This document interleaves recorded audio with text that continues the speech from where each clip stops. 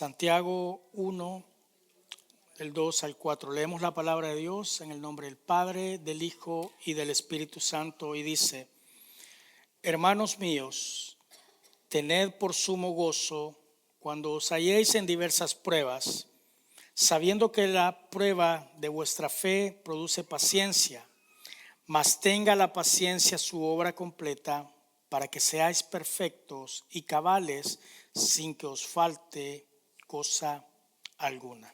Señor, te damos gracias por la oportunidad que nos das de estar con vida, Señor, un día más. Te damos gracias, Señor, por la oportunidad de estar en tu casa, Señor.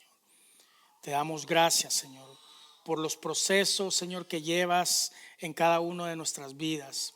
Ayúdanos, Señor, que en esta enseñanza podamos aprender, Señor, a lo que tú tienes para nosotros. Que seamos, Señor, también hacedores de tu palabra y no solo oidores. Te damos gracias, Señor, en tu nombre oramos. Amén y amén.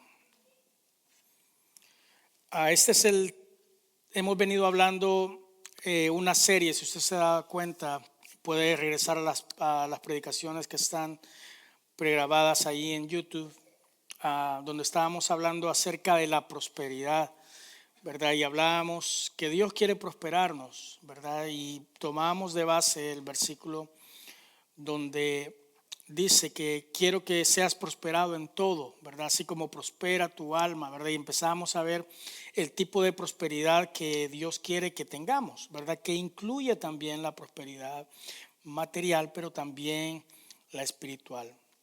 Luego estuvimos hablando acerca de la importancia de congregarnos, la importancia de estar conectados en la iglesia, la importancia de tener ese alimento espiritual. Y el día de hoy voy a hablar acerca de los procesos de Dios o las etapas, para que usted aprenda a identificar, ¿verdad? Cuando usted está en el proceso de Dios, ¿qué hacer? ¿Verdad? Porque es donde casi la mayoría de nosotros fallamos. Si usted se inscribe en una clase de inglés y usted paga la matrícula, ¿verdad? Usted compra todos los libros, usted hace todo y va a todas las clases, pero el día del examen usted no llega, usted se desaparece y no llega. Usted ha llegado todo el año, estuvo estudiando, estuvo yendo a todas las clases, pero el último día del examen usted no llega. ¿Qué pasa? Perdió completamente todo el año. No puede usted venir y decir: yo me vengo a inscribir otra vez, pero como ya pagué, ya tengo los libros. No, le van a decir que vuelva a repetir el año, ¿sí o no? Y lo mismo nos pasa en nuestra fe. Cuando estamos en medio de un proceso, nuestra fe tiene que mantenerse firme, y muchas veces, si no tenemos cuidado, nos distraemos y fracasamos ya en el examen final. Muchos de nosotros tenemos que volver a comenzar el proceso una vez más. Fíjese, el sufrimiento y las pruebas son inevitables. Hermanos, siempre en la vida cristiana van a haber procesos de Dios, pero van a haber sufrimiento y van a haber pruebas. Son experiencias inevitables. Y usted se va a preguntar: bueno, ¿y por qué Dios, si hemos creído en Él, por qué Dios permite que pasemos tantos problemas? Levante la mano todos los que tenemos problemas. Todos tenemos pruebas, dificultades, problemas, sí, todos diferentes procesos. Ahora, algo bien importante, y lo mencioné en una predicación anterior: si yo pusiera mi problema y dijéramos, pongámoslo aquí, ok, yo tengo este problema. Mi hermana Mayra dice: nosotros tenemos este problema aquí. Mi hermano pone su problema a él, mi hermano Luwin viene y pone sus problemas, y decimos: ok, cada quien agarre el problema que quiera. usted va a empezar a analizar el problema de mi hermano Lubin y va a decir, no, aquí está seria la cosa. Va a agarrar el problema del pastor Raúl y va a decir, no, esto no lo aguantaría yo. Al final les aseguro que todos agarraríamos el problema nuestro. Aunque usted no lo crea, 99% pasaría. Y la Biblia nos enseña que el sufrimiento no es en vano, sino que tiene un propósito. Y Dios usa la tribulación como un proceso con propósito para nuestras vidas, para nuestro crecimiento y también para la gloria de Él. Fíjese, Jesús dijo que vamos a pasar por diferentes pruebas, dificultades. Dijo Él, te ruego por ellos que no son del mundo, pero están en el mundo. Amén. Fíjese, nuestro cuerpo, aunque nosotros tengamos al Espíritu Santo, siempre hay una inclinación hacia el pecado. Siempre hay una inclinación en hacer lo malo. Si usted le pregunta a un niño, usted no le enseña a mentir a un niño, pero de repente usted le dice, ¿quién manchó eso? ¿Quién quebró esto? Yo no, le va a decir, ¿sí o no? Porque ya viene en nosotros esa inclinación al pecado. El problema está que hoy en día esa inclinación al pecado ha ido incrementando y queremos hacer siempre lo que nos da la gana. Hoy el mundo se burla incluso de Dios, se burla incluso de los cristianos. Y si su fe, hermano, no está cimentada, no está firme, créame que le va a ser difícil sobrevivir en este mundo. No me voy a ir muy atrás, pero usted se ha fijado en las redes sociales y si usted pudo ver la apertura de las Olimpiadas, toda esa burla, ¿verdad?, que se ha hecho contra Dios. Usted me va a decir, oh, pero eso está pasando allá. Hermano, le dije la vez pasada, en California ya firmaron la ley, es una ley que ya no tienen que dar explicación a los padres, ¿verdad? Si un niño quiere cambiar de género, si un niño como mi hijo Santiago, de 7 años, decide que le den hormonas, la escuela ya no tiene obligación de notificarme. Eso es una ley. Y usted va a decir, no, pues no sabemos. Bueno, le digo más. El lunes pasado en votación aquí en la comunidad, no sé si usted se tomó el tiempo de leer o de votar, ¿verdad? Pero se perdió la votación y $10,000 fueron designados para la comunidad LGTB ahorita que van a hacer en el downtown, ¿verdad? Esos fondos se esperan 30,000 personas, ¿verdad? Que haya en el parade que van a tener. $10,000 que pudieran haberse ocupado en otras cosas aquí en Livermore. Usted se da cuenta que los que viajan para Tracy, ¿verdad? En la montaña la cruz que se iluminaba que decía Jesús. Usted se da cuenta que ya no está más. Se vendió la propiedad y la ciudad del condado decidió ya no sostenerlo. Y esa cruz que ha estado por años ya no está más. Se está vendiendo el equipo, se está subastando, ¿verdad?, las luces, pero ya no está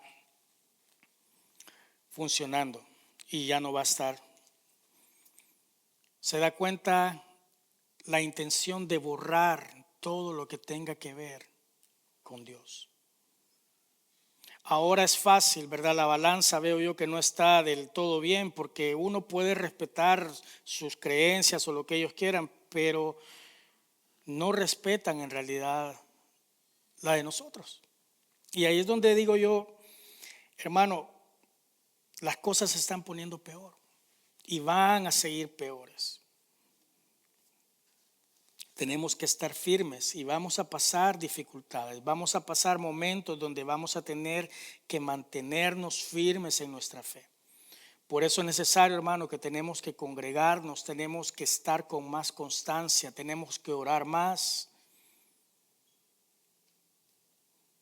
no tenemos que tener miedo a las dificultades, sino que tenemos que entender los procesos de Dios. Fíjese, Jesús nos da una esperanza al decir que Él ha vencido al mundo y Él nos deja de su paz, ¿verdad? La paz que es muy diferente, dice, yo no la doy como el mundo la da. Y por eso es que en esta tarde yo quiero que entendamos o comprendamos el proceso cuando Dios nos lleva a un propósito divino para nuestra vida. Número 1, tenemos que entender que las pruebas son la plataforma para ver el poder de Dios. Hermano, en cada necesidad, en cada enfermedad, en cada problema, tenemos que aprender a ver las pruebas. Por eso le digo, usted no le tiene que tener miedo. Es como cuando usted va al mar, ¿verdad? Y ahí viene la ola, usted se prepara y se pone firme y dice, no, pues ahí viene la ola y en esta me voy, ¿verdad? Las pruebas son así. Las pruebas simple y sencillamente son una oportunidad, una puerta para que Dios se glorifique. Así es como tenemos que aprender a ver las pruebas. Cuando hay un problema con nuestros hijos, cuando hay un problema en nuestro matrimonio, cuando tenemos que orar y tenemos que entender que las pruebas son la plataforma para ver el poder de Dios. Amén. Los discípulos encontraron a un hombre ciego y le preguntaron a Jesús en Juan 9:3.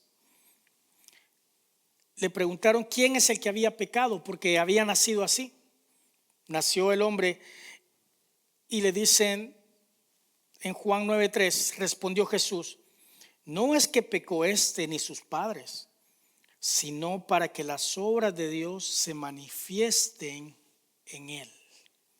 ¿Qué quiere decir esto? Muchas veces queremos culpar, ¿verdad? No, es que los genes, es que algún pecado, así como le dijeron a Job, ¿verdad? En algo has pecado, le dijeron, porque te está sucediendo todo esto. No, Job estaba también en un proceso de Dios. Amén. Ellos le preguntan, ¿quién fue el que pecó? Y Jesús le dice, no es que pecó ni sus padres, sino para que las obras de Dios se manifiesten en él. Entonces, cuando sufrimos, hermano, hay un propósito. Y le voy a decir cuál es el propósito más grande, y es que la gente está viendo cómo ustedes reaccionan ante las pruebas. Cómo usted reacciona ante la enfermedad. Cómo usted reacciona ante una pérdida de algún familiar.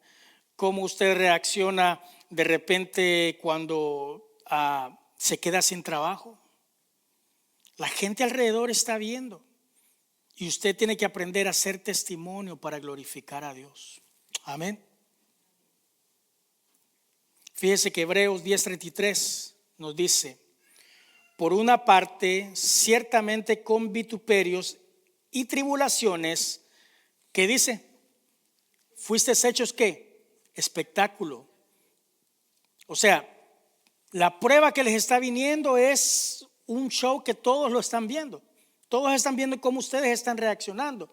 Y dice, pero por otra parte, llegaste a ser compañeros de los que estaban en una situación semejante. ¿Qué significa?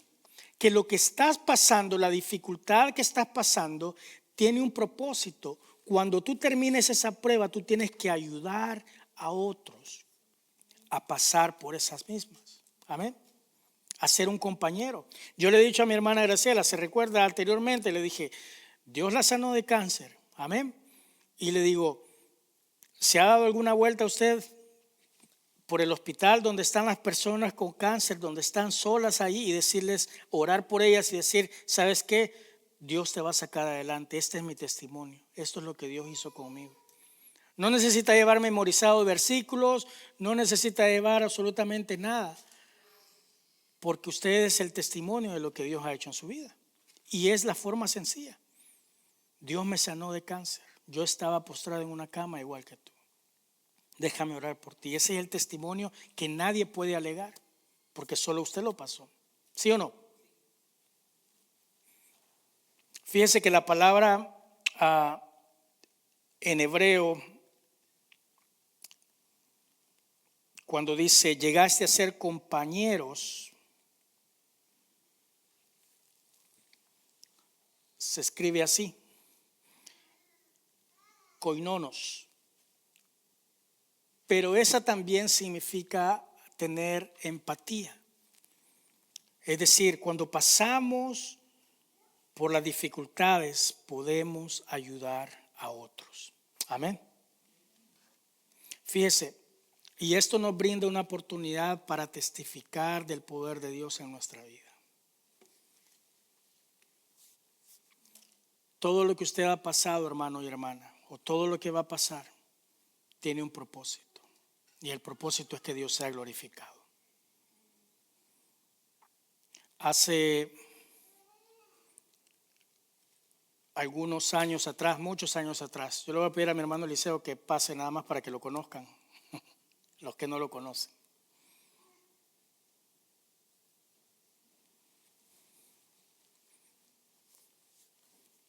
Aquí está mi hermano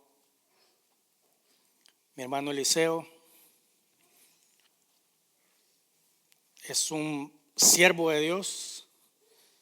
Antes bromeamos y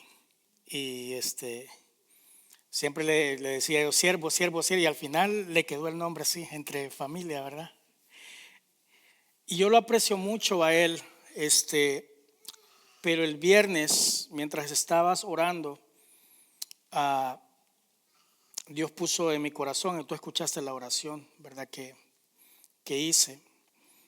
Y usted puede decir que Dios hizo milagros en su tiempo, ¿verdad? Resucitó a Lázaro. Pero aunque usted no lo crea, aquí hay un Lázaro también. Dios lo levantó de la muerte, así como usted lo ve. Y lo hizo para que él predicara, para que él testificara, para que él contara las maravillas de Dios. Muchas gracias. Usted como lo ve ahí, él pasó por un proceso bastante fuerte. Y esta es una imagen fuerte que voy a poner de él. Él estuvo en coma con quemaduras en todo su cuerpo.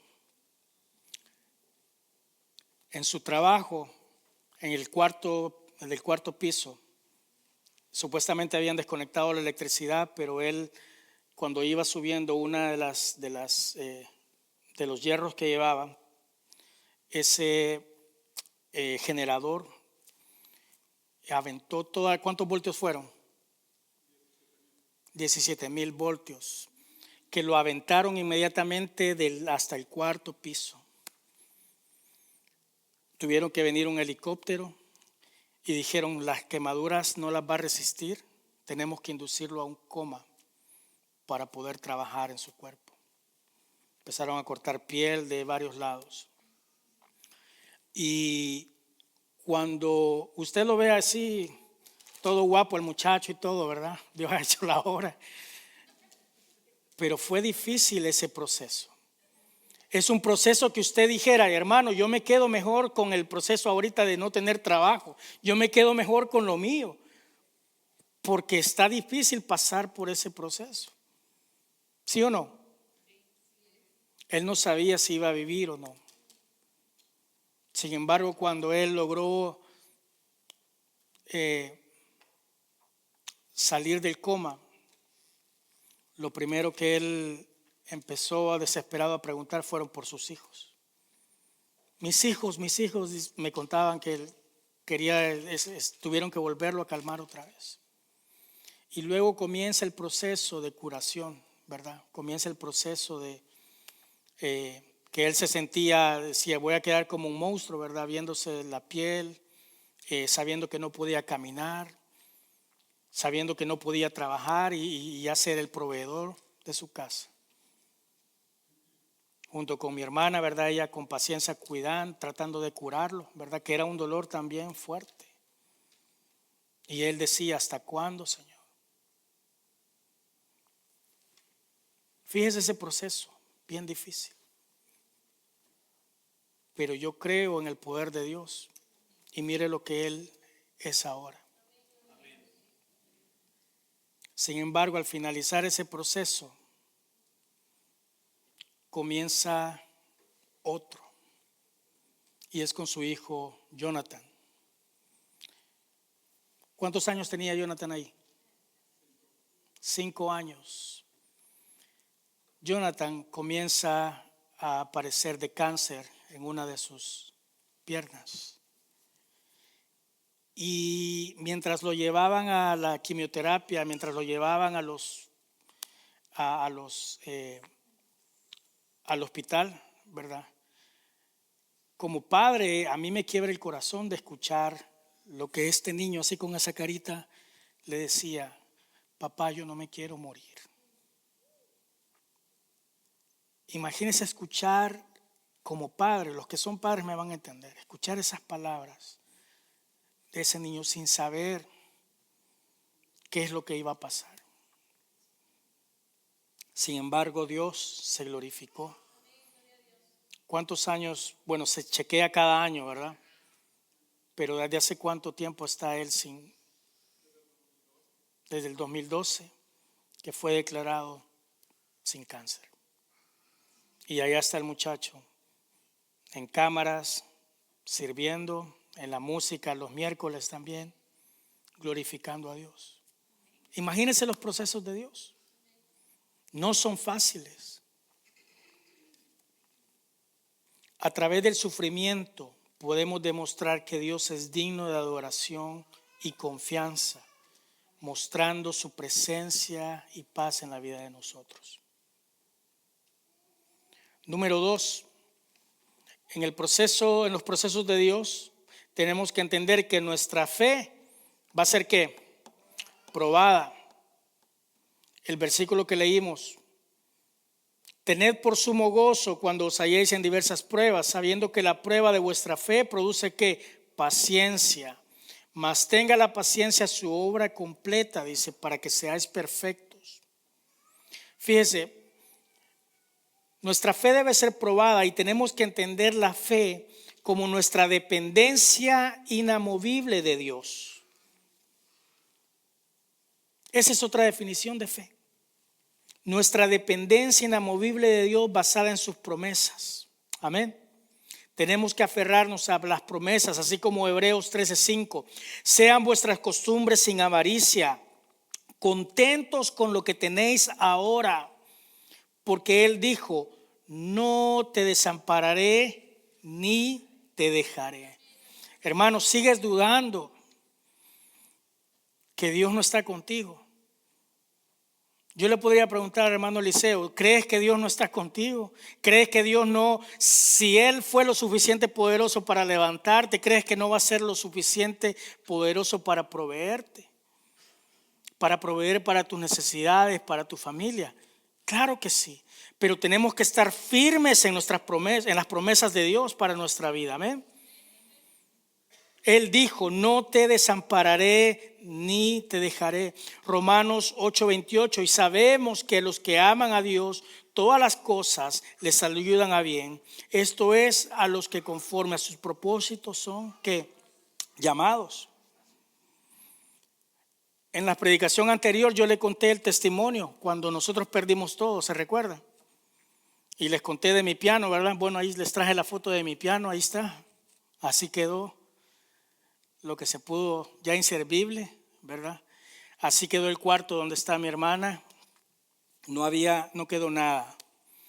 Nuestros ahorros, fotos, recuerdos, ropa, todo se fue. Ahí está mi mamá, que andaba buscando su anillo de bodas y a ver si había algo. Pero así, hermanos, nos tocó comenzar de cero. Y usted se va a afligir porque se mete alguna goterita. Usted se va a afligir porque no le gusta la puerta que ya no cierra bien. Hermano, es difícil estar en esa situación donde uno no tiene ni familiares, porque éramos nada más nosotros, ni iglesia ni amigos. Era bien difícil. Pero la fe de mi mamá fue probada y hace 2 años, nuestra fe fue probada como familia una vez más. Y fue cuando mi mamá le dio un stroke. Ahí como la ve, así fue que la entregaron. Eso ya fue más adelante cuando ella ya tuvo que aprender a comer. Pero el diagnóstico, ¿cuál fue? El diagnóstico fue que iba a tardar mucho tiempo en caminar. Estaba paralizada completamente, no podía. Decía la doctora, dijo, no sé cómo está ahí viva, pero ahí está, con signos vitales. Vamos a ver cómo reacciona. Y empezamos el proceso, ahí está mi hermana dándole de comer una vez más. Llegó un momento de incertidumbre, llegó un momento donde nuestra fe fue probada como hijos. Y yo me acuerdo que los tres nos tomamos de la mano, nos hincamos en el hospital y le dijimos al Señor, hágase tu voluntad. Y aquí está mi mamá, glorificando al Señor. Y yo puedo glorificar a Dios al verla a ella. Usted no sabe, cuando viene ella temprano, ella tiene una asignación que ella solita se la puso, ¿verdad? Y es agarrar todos los vasitos y basura que deja la otra iglesia, ¿verdad? Y se los lleva para que usted pueda estar, que no vea café ni nada ahí, ¿verdad? Pero cuando yo la veo caminar, yo veo la gloria de Dios, un testimonio hecho. Sin irme muy lejos, tengo a mi hermano Guillermo aquí. Piedras en la vesícula, dolores muy fuertes, quedó débil. Sin embargo, ¿sabe qué es lo que me dijo él cuando hablé con él? Hermano, yo sé que me tengo que recuperar, pero yo quiero ir a ver a mis hermanos. Yo no me puedo quedar en casa, me dice. Yo quiero ir a verlos. Yo le pedí el favor al pastor Raúl si él podía ir por ellos, porque ese era el deseo de él, de ver a cada uno de ustedes, de agradecerles porque sabe él que están orando. Pero se dan cuenta, todos pasamos por diferentes procesos. Número 3,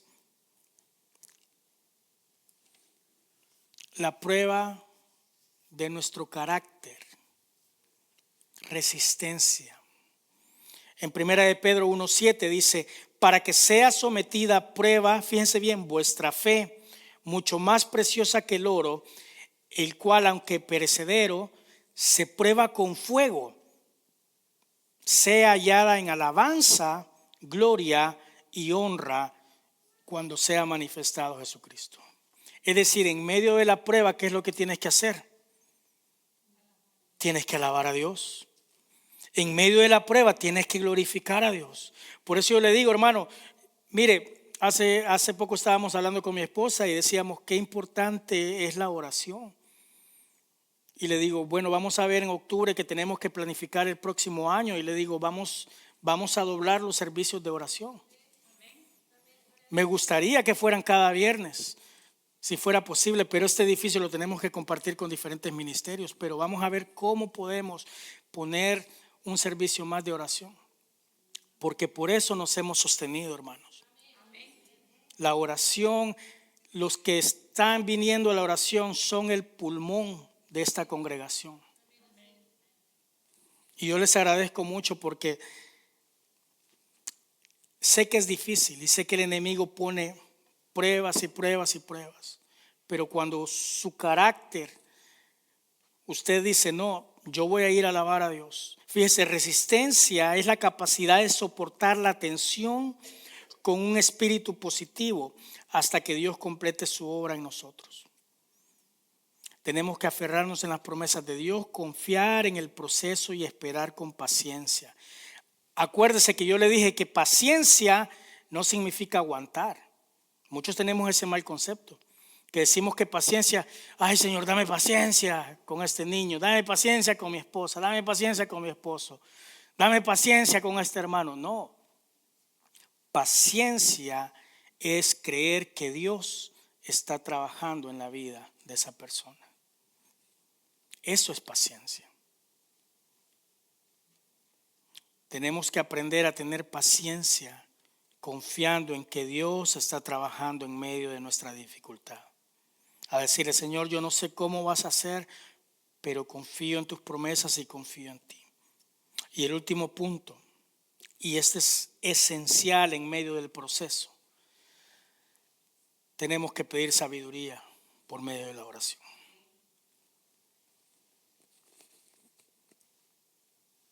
Lo primero que tienes que hacer cuando hay un problema, cuando hay una dificultad, es que inmediatamente tienes que orar. Haga de caso que es como cuando usted se corta un dedo ahí picando tomate o algo. ¿Qué hace usted? ¿Qué hace, hermano? Pero rapidito se espera y ahí deja. No, ahí dejo que esté sangrando, no. Haga de caso que así, en medio de la necesidad, cuando pasa algo, es como que usted se corta. Inmediatamente tiene que hacer algo. Tiene que empezar a decir, Señor, yo no entiendo esta situación. Yo no entiendo cómo vas a hacer, Señor. Ayúdame, dame sabiduría. ¿Cómo debo de actuar?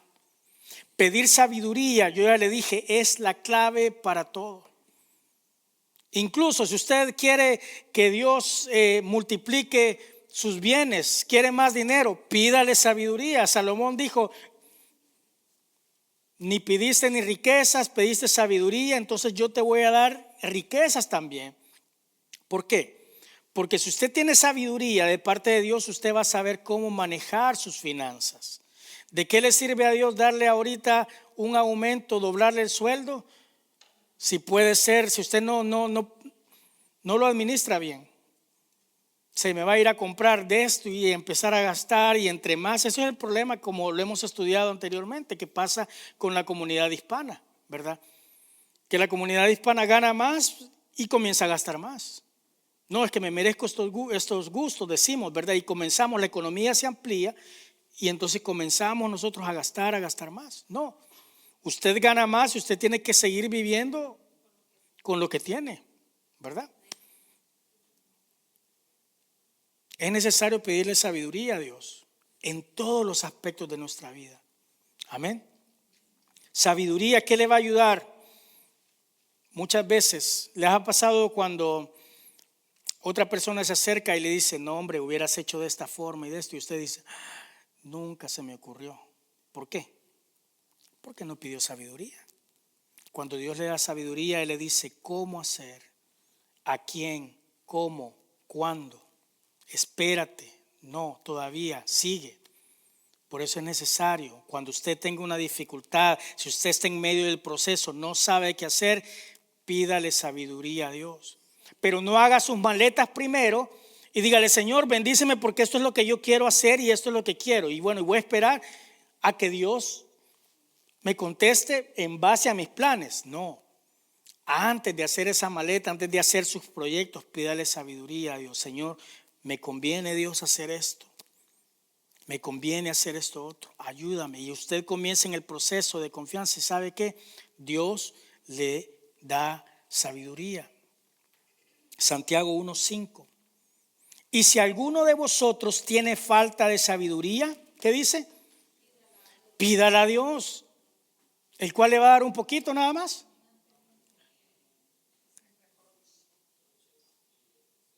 Hermano, ahí está la clave. Si usted le falta sabiduría, pídasela a Dios, el cual da al pastor, al líder de alabanza, a los que cantan. No, a todos los que están acá califican para qué.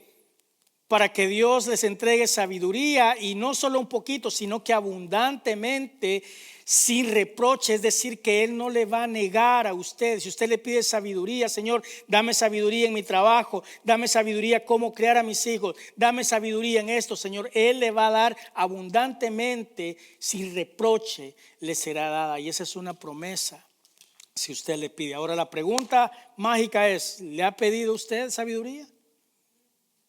En ese problema que está pasando, ¿le ha pedido sabiduría al Señor o solo le ha pedido que le arregle el problema? Señor, ayúdame a encontrar el trabajo. No, pídale sabiduría en cuál trabajo tiene que tomar. Porque a veces no es solo de irse a meter a cualquier lado.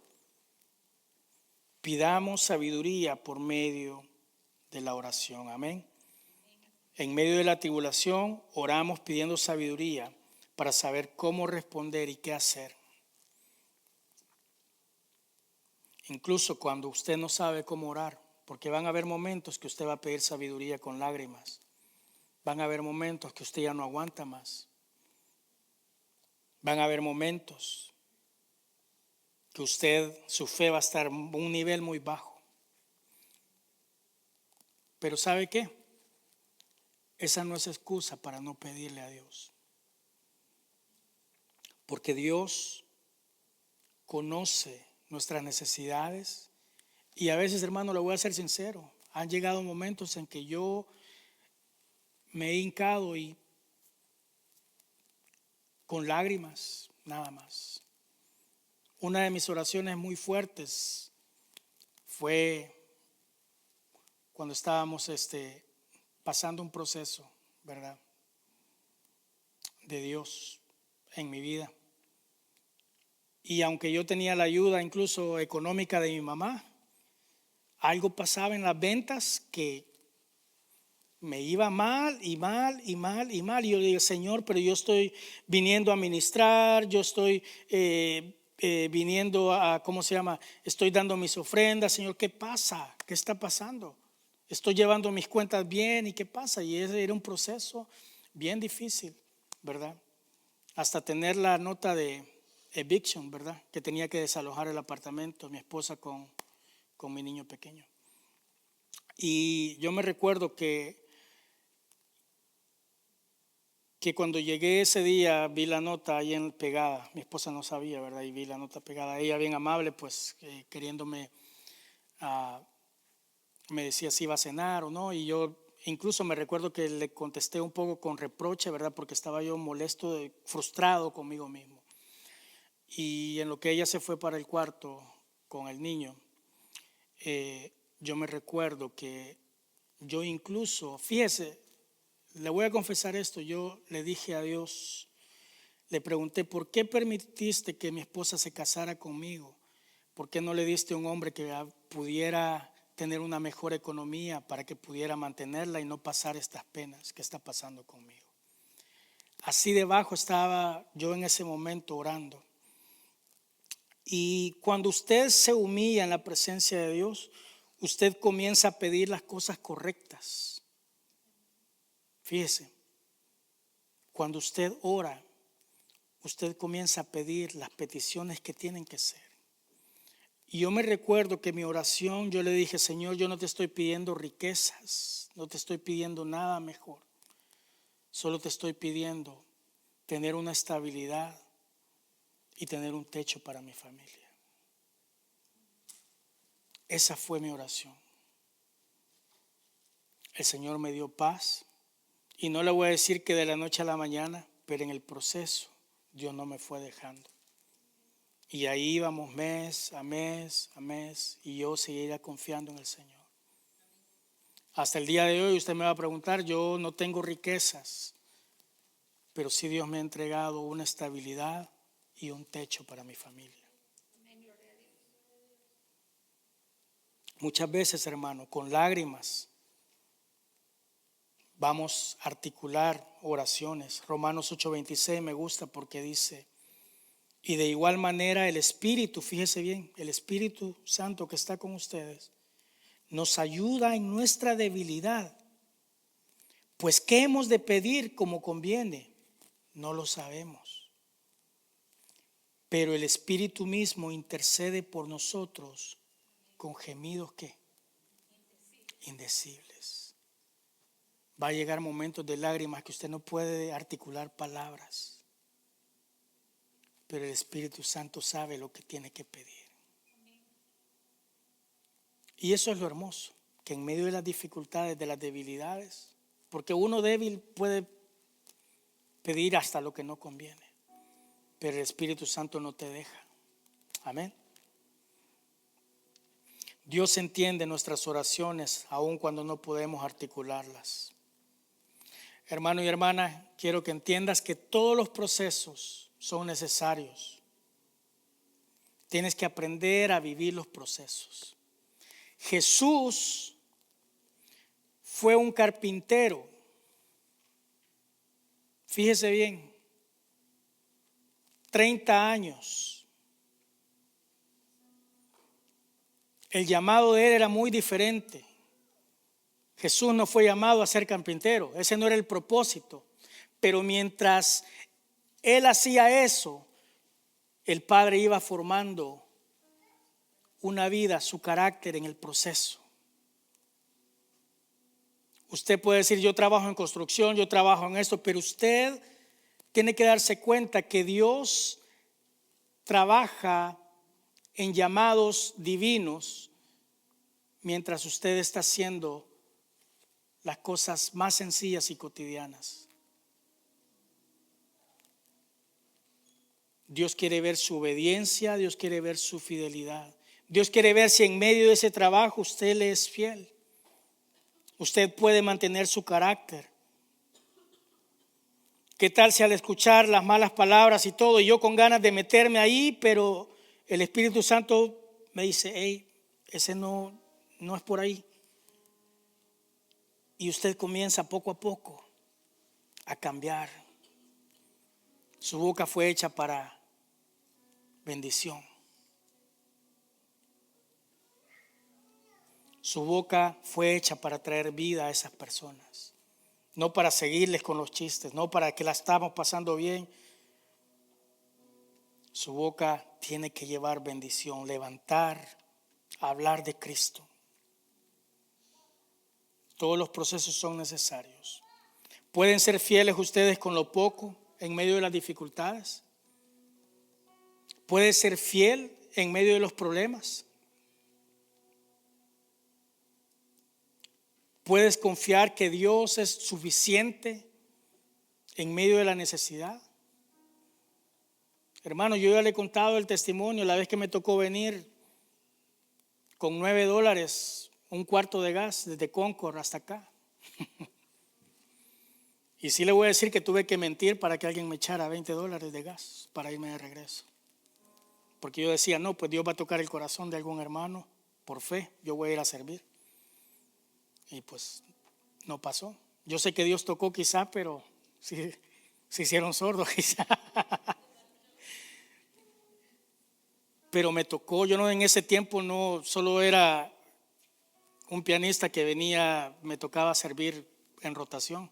No tenía mucha conexión en inglés. Y me tocó regresarme, ¿verdad? Salir corriendo y decirle a un muchacho, no traje mi cartera. Le dije, no sé si me prestas $20 para poner gas. Sí, me dijo, yo te pongo gas.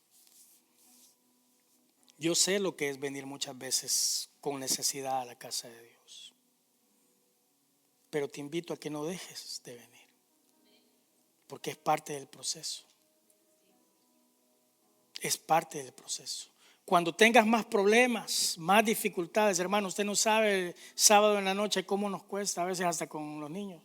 Matías despierto a las 3 de la mañana ahí, y después en la mañana levantar. Pero tenemos nuestro compromiso. No dejes de congregarte. Yo entiendo que hay necesidades, hay trabajos, y está bien, pero que tu prioridad sea siempre buscar la casa de Dios. En cada tribulación tenemos la oportunidad de crecer en fe. Hermano, yo te quiero hacer una pregunta. ¿Es Dios suficiente en tu vida? Aunque Él no te diera bendiciones, aunque Él no te arreglara el problema, ¿es Dios suficiente en tu vida? Para decirle, Señor, aunque no me des nada, yo quiero venir a adorarte. Pregúntate eso en tu corazón. Señor, aunque no me bendigas, yo quiero tu presencia. Yo quiero adorarte por lo que eres, no por los beneficios, no por lo que me puedes dar. Eso es lo que pasó con Abraham cuando llevó a su hijo Isaac y lo puso ahí. Esa era la bendición, era lo que él más quería, ese hijo. Y cuando Dios se lo pide, él lo pone en un acto de obediencia. Y él está diciendo: Dios, tú me lo diste y aquí está. Pero yo te voy a obedecer. Y eso es lo que quiero que entiendas. Dios es suficiente en tu vida. Aunque no tuvieras bendiciones, aunque no tuvieras prosperidad, aunque no tuvieras salud, pudieras glorificarle igual. Pudieras buscarlo de corazón. Yo voy a pedir que te pongas de pie en esta tarde. Señor, yo te doy gracias porque en medio de los procesos, en medio de las dificultades, Señor, sabemos que tienen un propósito divino. Y en esta tarde, Señor,